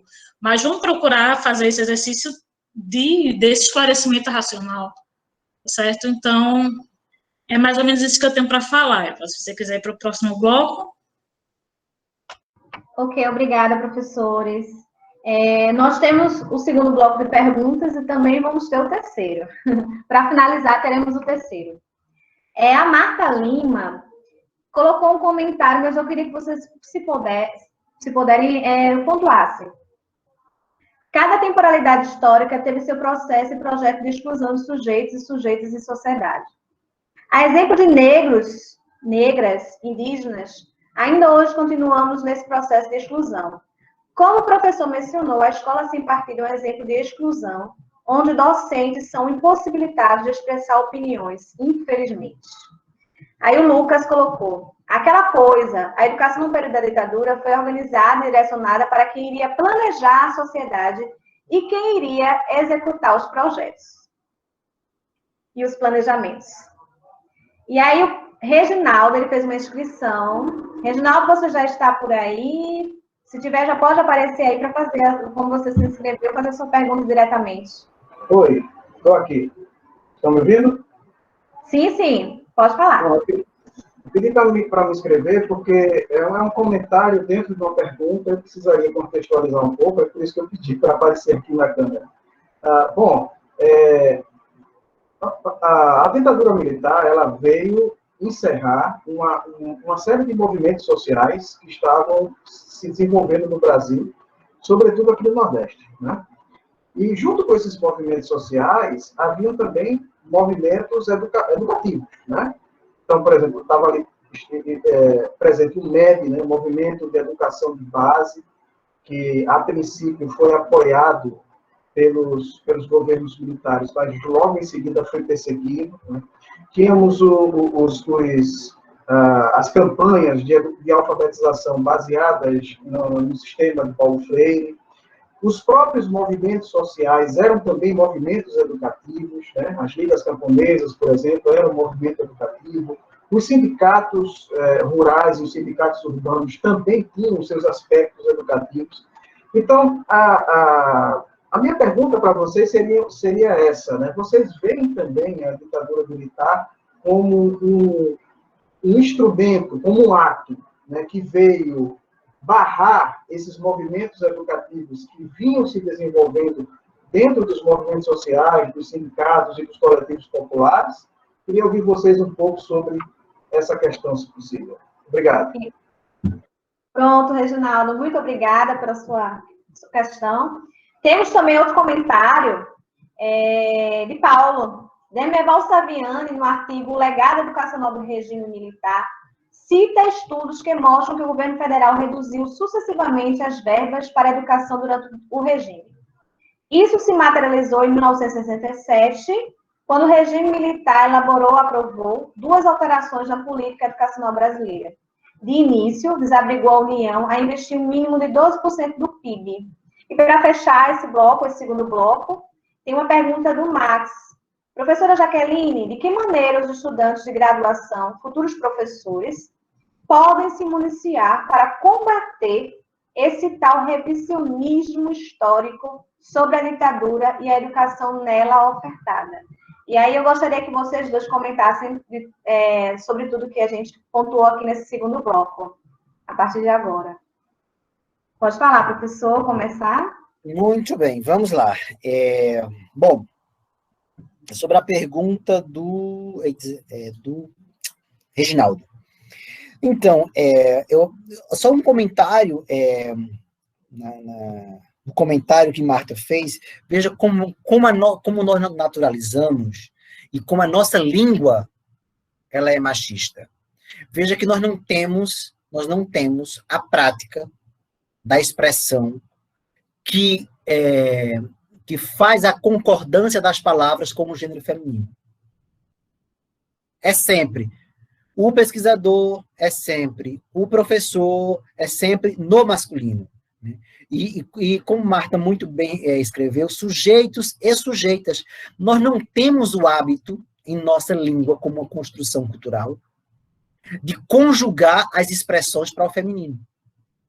O termo feminino é masculino, não é feminina. Veja como nós somos, gente, a espécie humana é problemática, e a brasileira é muito mais. Viu? Mas vamos lá, seguindo. Só queria deixar registrado isso. Né? Então, Reginaldo, eu acho que uma primeira questão que a gente precisa reforçar, no sentido de... Falo reforçar porque eu acredito que uma boa parte já compartilha de alguma ideia próxima, é que a ditadura brasileira, a ditadura militar, ela não é uma construção alienígena. O que é que eu estou querendo dizer com isso?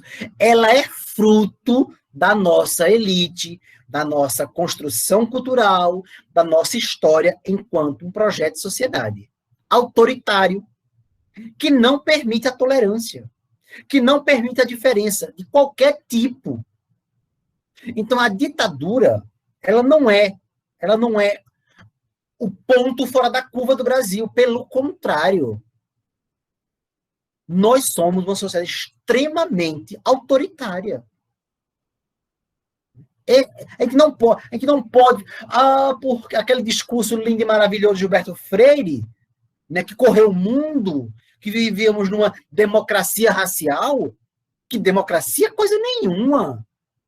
Né? Então, pensar esse projeto ditatorial, né, como uma marca lamentável que precisa ser fortemente combatido da nossa sociedade. Da nossa sociedade que... Por que vocês acham que nós temos hoje os nossos representantes políticos que temos? Por quê? Vejamos como é que o parlamento brasileiro, que foi eleito pela maioria,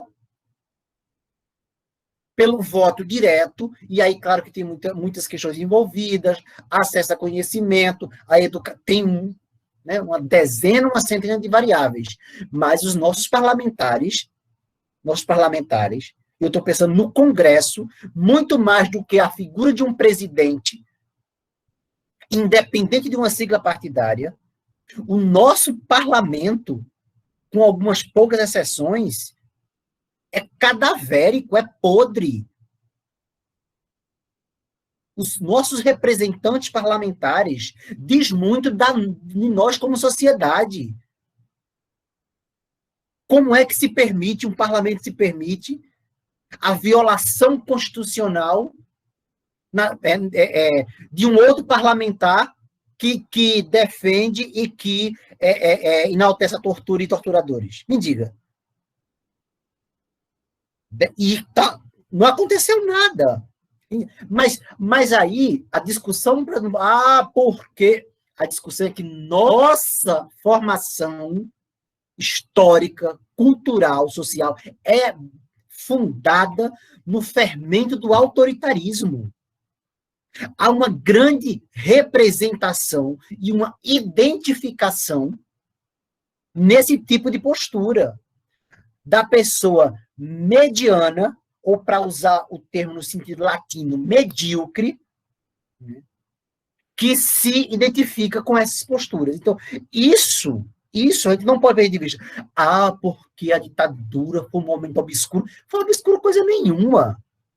Foi um projeto político com amplo apoio de uma parte da sociedade brasileira que estava preocupada, sim, Reginaldo, em evitar que esse grupo político e social, né, que defendia um outro projeto de educação ganhasse força, que permitisse as pessoas que não decodificavam a escrita, que eram chamadas de analfabetos, permitirem se alfabetizar. Mas que absurdo é esse? De onde é que se viu? Onde é que nós vamos parar? Um alfabeto, um gari, um trabalhador rural, uma escola, assim, lei, para quê? Não pode ser subversivo. Então, a ditadura, ela é das entranhas da nossa sociedade da sociedade brasileira. Ela faz parte das nossas entranhas. E aí, qual é a narrativa que quer se vender? Que os momentos de maiores picos de tortura foram exceções. Não, né? Foi um casinho ou outro. Coisa nenhuma. Está fundamentado nesta prática do autoritarismo, que a gente encontra as mais diversas expressões dessas práticas. Né? Então, sim, eu acho que era um projeto que estava querendo inviabilizar o acesso à educação, à alfabetização. O movimento de base, por exemplo, foi severamente atacado. Paulo Freire, hoje, Paulo Freire é atacado. Por quê? Por que Paulo Freire continua sendo atacado? Porque o princípio de educação que Paulo Coelho, eu estava lembrando agora daqueles nossos representantes que confundiram a imagem de Paulo Freire com Paulo Coelho. Né? Então, por que Paulo Freire continua sendo atacado? Porque o princípio de educação que Paulo Freire defendia, ele está em rota de colisão com esse projeto de educação de uma elite machista, de uma elite racista, de uma elite branca, de uma elite cristã, que não permite a diversidade do ser humano. Então, a gente não pode esquecer que a ditadura é o ponto fora da curva. Lamentavelmente, ela é parte cotidiana das nossas expressões políticas. Eu acho que só foram as duas perguntas, né? Eu já falei demais? Sim, professor. Obrigada. Professora Jaqueline? Vou para a pergunta do Reginaldo, né, que se houve, se a ditadura impactou os movimentos sociais num período, e obviamente que sim, né? Se eu for retomar aquela questão da precarização do trabalho docente, se o professor ganha pouco, se ele não tem estrutura para trabalhar e ele não pode fazer greve, ele não pode reivindicar, ele tem que se calar, o que é que ele faz? Ele sai da profissão, né? Então, há sem dúvidas, um silenciamento de todos os movimentos sindicais e não sindicais nesse período, porque a greve é, sim, um instrumento importante de você reivindicar, de você protestar, de você exigir que os direitos sejam cumpridos. E o momento que você não pode fazer a greve, que você ou se submete àquela situação ou abandona a carreira, que era o que aconteceu muito, qual é a opção que resta? Né? Abandonar a carreira. E outro ponto é questão do que o Brasil, na verdade, né, sempre flertou com o autoritarismo. Eu lembro da entrevista do Jaime Pinto, que ele diz que muito se questiona, né, muito se argumenta, muitas teorias surgem para explicar porque o Brasil foi um dos últimos países a acabar com a escravidão. E ele diz que, na verdade, o Brasil gostava, né, a elite gostava de ter escravos, tá? Muito além de toda a estrutura política, econômica, existia um fator fundamentante dessa elite. Ela gostava de ter escravos, ela se sentia bem em ter escravos, né? E se a gente for contextualizar aí num exemplo mais atual, quando essa leva de brasileiros que foi para Portugal, né, que fugiu para Portugal e nos deixou aqui, isso interferiu até na arquitetura das casas portuguesas, porque em Portugal, não que Portugal, gente, deixar bem claro, seja o melhor exemplo do mundo, tá? Mas a gente está falando aqui da elite brasileira. Eles exigem que as casas lá tenham quarto de empregada, tá? Então, isso reforça como essa elite é apegada aos privilégios, né? E que em nenhum contexto, pela história do Brasil que a gente até hoje, essa elite, ela abriu mão de ter esses privilégios. E ela foi, sim, e acredito que irá até as últimas consequências. Né? Então, acho que é basicamente isso, né? Que seria a questão se a ditadura freou os processos de luta, sim, e essa questão de que a ditadura, como o Hernando falou, não foi um ponto fora da curva, ela foi um grupo querendo reafirmar e manter os privilégios históricos que eles tiveram durante toda a história do Brasil. Obrigada, professora. Vou fazer aqui o terceiro e último bloco para vocês. E aí eu gostaria que vocês brevemente falassem e também já deixassem suas considerações finais, porque a gente vai estar encerrando quando voltar a fala comigo, tá ok? Esse terceiro bloco é o Alberson. Os mestres e as mestras acreditam, têm esperanças na melhora da educação brasileira, mesmo diante de todo esse cenário que estamos vivendo? É uma pergunta. E o Paulo faz uma pergunta também. Professores, pense que seria necessário de início pensar, caracterizar o conceito de boa educação para os saudosistas do regime militar. Esse olhar é muito importante, porque direciona o nosso projeto de elaboração de uma educação voltada à emancipação dos sujeitos, uma educação verdadeiramente boa. Diante disso, poderíamos pensar numa reinvenção da escola, conceito, tecnologia do pedagógico, hegemonia e etc. E a Maris diz também mais ou menos a mesma pergunta do Paulo. Como se caracterizaria uma educação realmente boa? E aí eu passo a fala para o professor e depois a professora Jaqueline fala e eu peço que vocês falem brevemente e façam suas considerações finais. Muito bem, Eva. Então, Alberson, né, eu acho que estarmos aqui hoje, nesse momento, é uma demonstração de que a gente acredita. Entendeu? E há momentos que a gente fica angustiado, que a gente fica aflito, que a gente fica, sabe, diminui a bateriazinha da esperança, sabe? Mas não esperança naquele sentido idílico, mas esperança do verbo esperançar, como o Paulo Freire fala muito bem, né? Diante desse cenário. Mas eu já me peguei pensando várias vezes, assim, e aí tem dia que a gente acorda, é uma tragédia atrás da outra, né? É uma facada atrás da outra, mas aí olhe para a minha trajetória. Sou filho de uma família pobre, família trabalhadora rural, da zona rural de Pernambuco, certo? Meus pais faleceram sem nunca ter ido à escola. Se não fosse educação pública, eu provavelmente tinha permanecido fadado àquela situação, né?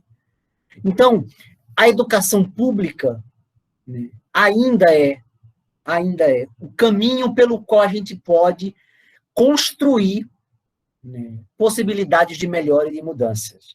Claro que disputando, né? Claro que tem momentos que as disputas são muito graves, são muito ferrenhas, são muito desiguais, né, que a gente acha que não vai mudar nada, ou que não vai mudar na velocidade que a gente deseja, e entende, e sabe da importância, né? Mas, se a gente abandona o leme, o barco capota de vez, sabe? E por outro lado também, Alverson, um pouco do ataque histérico desses grupos terraplanista, desses grupos negacionistas, também, em partes, também movido por um crescimento da reflexão, né, e não gosto muito da palavra, mas do empoderamento de grupos que foram, por muito tempo, silenciados, ou tentados silenciar.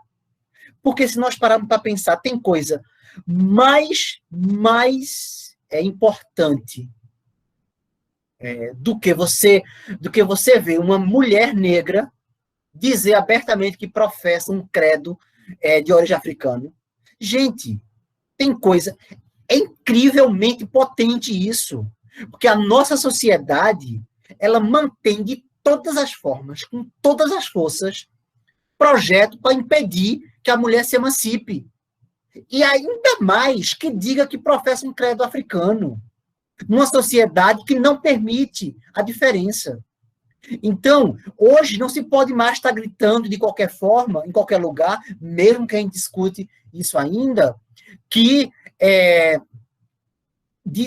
gritos de discriminação. Porque já temos um caldo de construção, de força, por meio da educação, por meio do conhecimento, que faz com que mulheres, negros, homossexuais não se calem tão facilmente como se calava há 2, 3 décadas atrás. Isso se faz pelo quê? Isso se faz por meio da construção de uma educação emancipadora. Uma educação que promove a possibilidade do questionamento. Não que vá oferecer uma receita, mas que, diante de qualquer questão, abra margem para reflexão. Qualquer que seja a ideia defendida, o princípio colocado, a educação, ela promove o questionamento, a desnaturalização. E é isso que reside a grandeza de Paulo Freire. Porque ele desnaturaliza, ele chama para o questionamento permanente. E isso incomoda. Então, um pouco dessa reação, desses grupos histéricos, tem a ver com isso também, né? Claro que há caronas que as pessoas pegam por vários motivos, por vários objetivos, mas tem a ver com isso, né? Então, sim, perfeitamente. Eu acho que se a gente não acreditasse, não estaríamos aqui, né? Então, educação boa para quem? Primeiro, pensar que não existe educação ideal. Não existe educação essencial, ideal, perfeita. Não, né? Mas uma educação que promova uma maior emancipação dos sujeitos e das sujeitas, que nós acreditamos ser importante e necessário. Uma educação que diminua essas construções racistas, machistas, porque uma parte desses elementos, desses ingredientes sobre os quais a nossa sociedade se formou, uma parte é resultante da falta de um conhecimento, de uma educação. Às vezes não, mas a ignorância leva a posturas preconceituosas. e a ignorância como a ausência de um saber. Então, a educação boa é essa educação que diminui essas práticas machistas, que amplia a possibilidade de emancipação dos sujeitos e das sujeitas, que permite construirmos mais sensibilidades para as escutas, porque é um outro problema. Rubem Alves dizia que nós teríamos que ter cursos de escutatória, porque não estamos mais escutando. Né? Então, me fez lembrar ele agora. Né? E aí, pensar um pouco nessa... gente, a escola pública é o lugar mais potente, e é por isso que é mais disputada, é mais potente, é o laboratório mais incrível, com a quantidade de vidas, de ideias, de ações, de desejos, de sonhos, capaz de movimentar meio mundo, ou um mundo e meio, agora, por meio das disputas. Porque querem colocar um livro didático lá, um debote, que só tem um modelo de família, querem colocar um currículo onde só se estude a educação, a história europeia, onde não abra margem para colocar que nós somos uma sociedade, sim, do conflito, sim, das disputas, sim, machista, mas conhecendo, ampliando esses caminhos, podemos ampliar as possibilidades de mudança. E isso é na escola pública que tem que ser feito. Porque a escola particular é muito pequena do ponto de vista da quantidade de pessoas que frequentam a escola particular. E é a obrigação do Estado garantir essa escola viva, né? Essa escola com as condições necessárias. Agora, com essa BNCC ficou mais difícil ainda, mas enquanto tiver... Eva já apareceu, vou encerrar, Eva. Enquanto tivermos na luta, eu acho que as disputas por essas pautas estão sendo disputadas. Né? Bom, gente, eu encerro por aqui. Eu falei demais, eu falo demais, como vocês puderam perceber. Agradeço ao convite do GEDUC, né, compartilhar aqui com os colegas, com ex-alunos, com Eva, né, com Jaqueline, dizer que foi uma grande alegria. Vi que Ana diz que viveu lá próximo ao Engenho Galileia, né, que foi um espaço extremamente disputado, Ana, você deve saber disso, uma disputa de memória, assim, enquanto objeto político, porque movimentou, né, inclusive o irmão do presidente norte-americano saiu de lá para vir ver, né, que confusão era essa que estava acontecendo a partir das lutas de trabalhadores, né, que se mobilizaram, também com Francisco Julião, enfim, uma alegria muito grande, adorei, bateu um pouco a saudade, e é isso, obrigado, estou à disposição para outros diálogos, sempre, tudo que precisar, estou aqui, tá bom? Muito obrigado. Desculpa se eu falei demais. Pode falar, professora Jaqueline. A pergunta do Alberson, né, se a gente ainda tem esperança, eu acho que é uma pergunta que a gente se faz todos os dias, né? Principalmente nos últimos tempos, assim, se a gente ainda acredita. Enquanto a gente vai, né, pega nossas coisas, a gente sai de casa e vai para a escola dar aula, eu acho que a gente já está respondendo, sim. Né? A gente acredita que a educação que é o meio, né, por isso também que ela é tão atacada, porque ela sim, uma forma de conscientização, né? Então, se ela não fosse tão importante para que esse modelo que está aí se galgando se consolidasse, ela não seria tão atacada, Paulo Freire não seria tão atacado. Então, assim, eu tenho muita esperança, mas é o esperançar mesmo de Paulo Freire, é a esperança de agir, tá?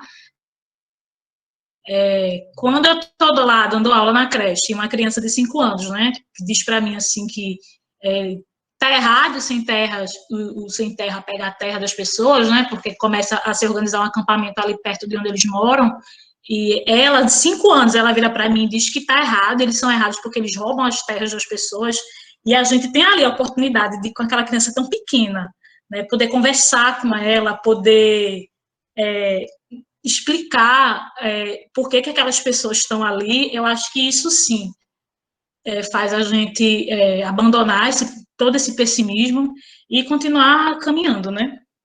Então, acho que todo mundo aqui tem esperança, tem muito aluno também da graduação do professor Max, e é difícil, mas continue sim tendo esperança, tá? Vai ter dia que você, como o Reinaldo falou, assim, Senhor, você vai ligar a televisão e vai fazer Senhor. É isso mesmo que tem aí, mas a gente dá a nossa aula, a gente conversa e a gente volta com mais esperança ainda para começar tudo de novo no outro dia, na maioria das vezes. A outra pergunta foi sobre o que seria, né, essa educação boa aí, e teve também a pergunta de Max sobre como que a gente pode, né, se munir, né, contra esses ataques, e eu acho, gente, que eu vou responder o óbvio, é buscando conhecimento, né, esclarecendo, tem um custo, tá, dependendo do grupo, como o Aberson colocou aí, dependendo do grupo que você está, isso pode causar retaliações, né, mas eu acho que a gente sempre tem aquela margenzinha, assim, de manobra, mesmo dentro daquela escola que é super tradicional, a gente consegue ainda encontrar aquela margenzinha de manobra para poder colocar a nossa fala, colocar o que a gente pensa. E eu tenho esperança muito ainda, e vocês, muitos futuros professores que estão aqui assistindo a aula, tenham também, tá? Porque tenho esperança e se imunam de conhecimento, tá? Não adianta também ter só esperança e ficar parado. Tenho esperança, mais ágil. E agradecer, Erinaldo, por ter aceitado o convite, né? Ele não nos conhecia, mas ele foi muito solícito, assim, de imediato ele disse que aceitava, que toparia participar, e eu acho que foi um momento muito rico para todo mundo que participou aqui, né? Aprendi muito, teve muita interação entre as pessoas no chat, e quanto ao Edu, que eu agradeço muito a participação do Erinaldo, que abrilhantou essa conversa, e a de todos vocês que ficaram até agora ouvindo a gente, discutindo com a gente, interagindo entre vocês, assim, foi um momento muito rico. Muito obrigada. Imagina, deixa eu pegar só mais uma palavrinha, Eva, não vou me estender muito, prometo. Não, mas vindo um convite de Recife, né, de Pernambuco.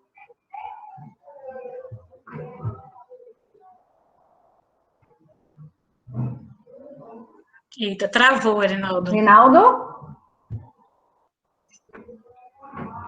Erinaldo, nós não estamos ouvindo.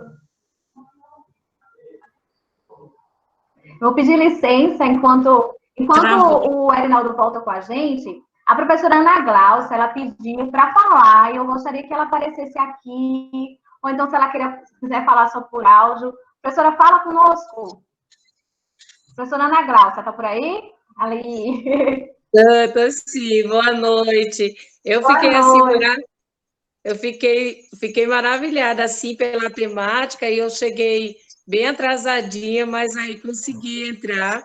E assim, eu estou assim com o coração, né? Eu acredito muito na escola pública, né? No serviço público de qualidade, nessa transformação diária que só quem está lá no chão da escola é que sente, é que acredita, né? Formarmos cidadãos críticos, né? Pensantes, que não sejam massa de manobra, de tantos viés que tem aí, né? Tanto religioso quanto político. Essa é nossa função, educar os nossos estudantes a ter essa opinião, a dizer não.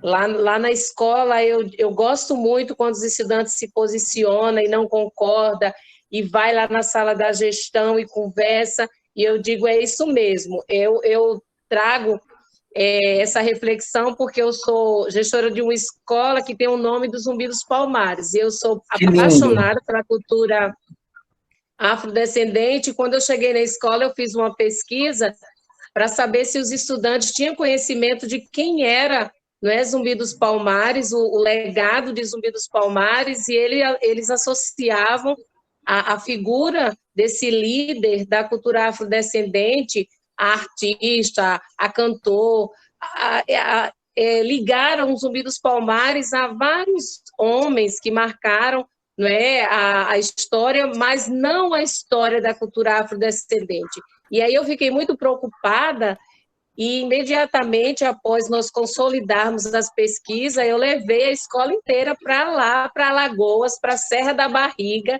para viver a história e caminhar sobre aqueles trilhos da cultura afro. Então, hoje, os estudantes da Escola Zumbi dos Palmares conhecem o legado de Zumbi dos Palmares.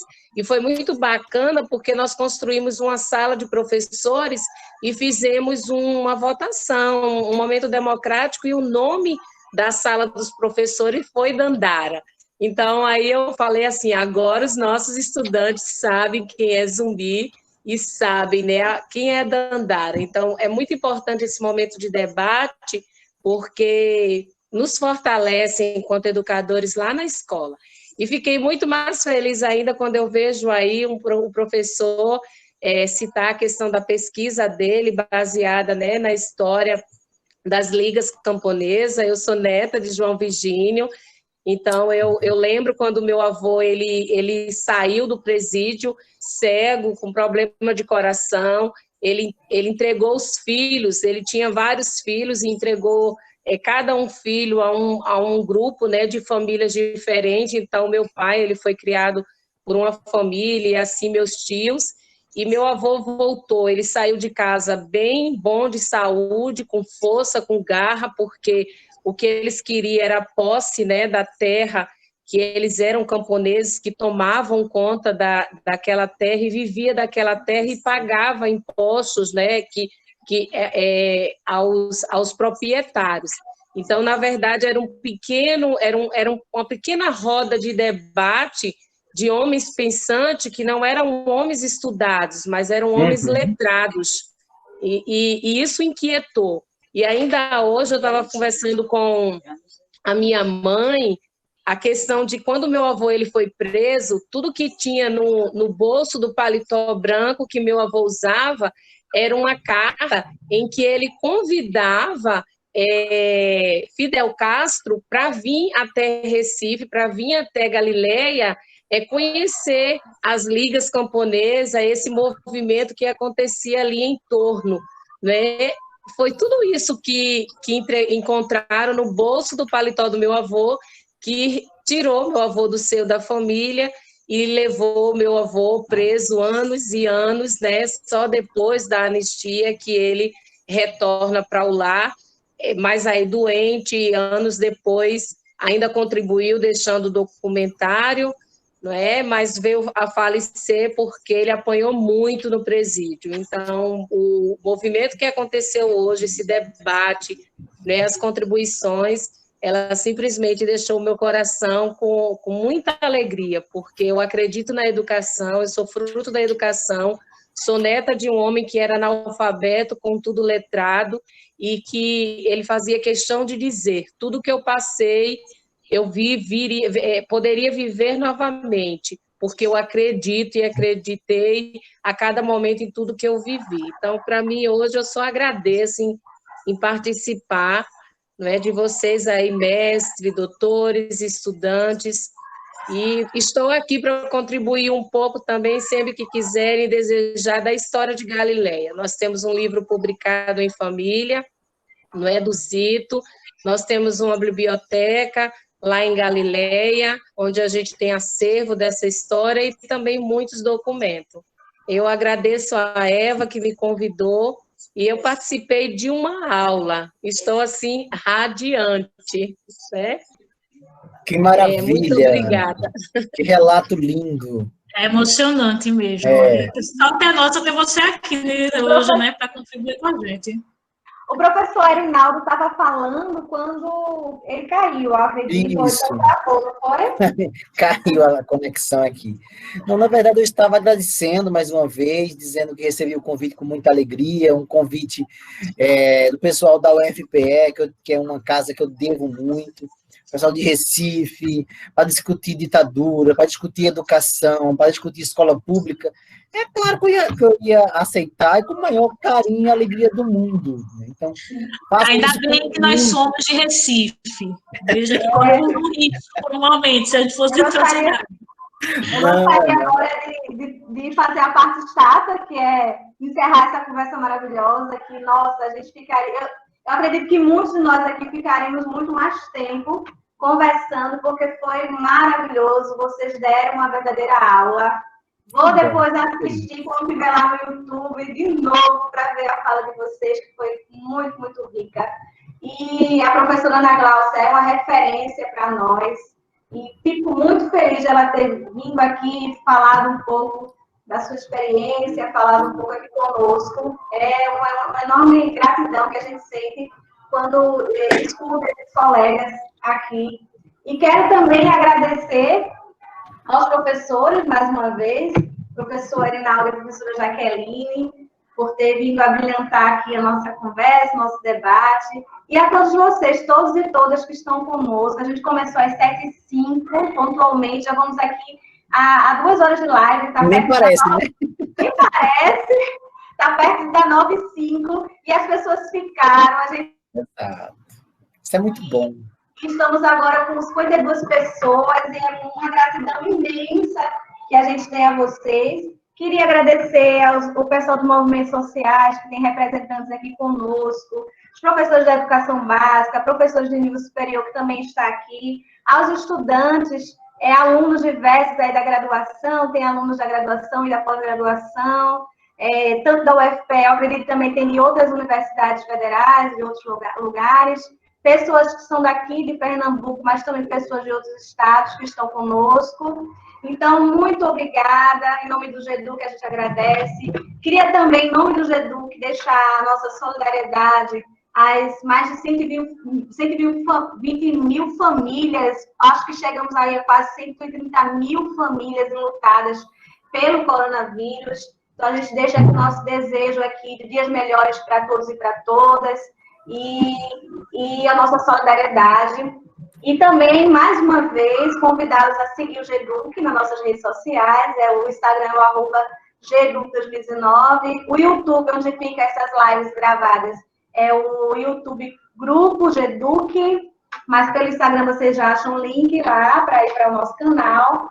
E também reiterar o convite que eu fiz no início desse debate, no início dessa live, para que vocês estejam conosco no nosso próximo debate, que vai ser quarta-feira, de hoje a 15, quarta-feira, às 19 horas, dia 23 de setembro.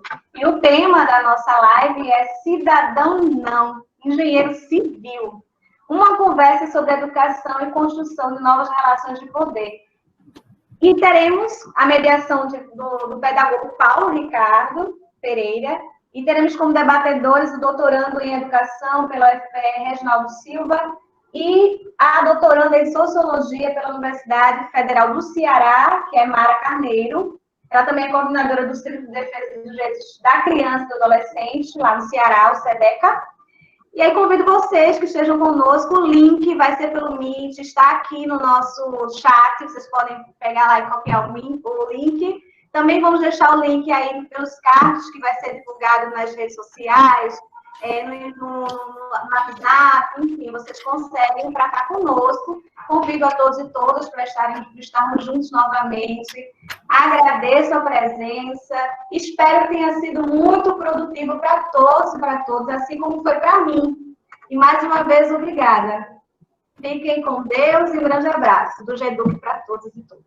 Tchau, gente. Até mais. Tchau, gente. Obrigada. Um abraço para vocês. Boa noite. Um abraço. Tchau, tchau.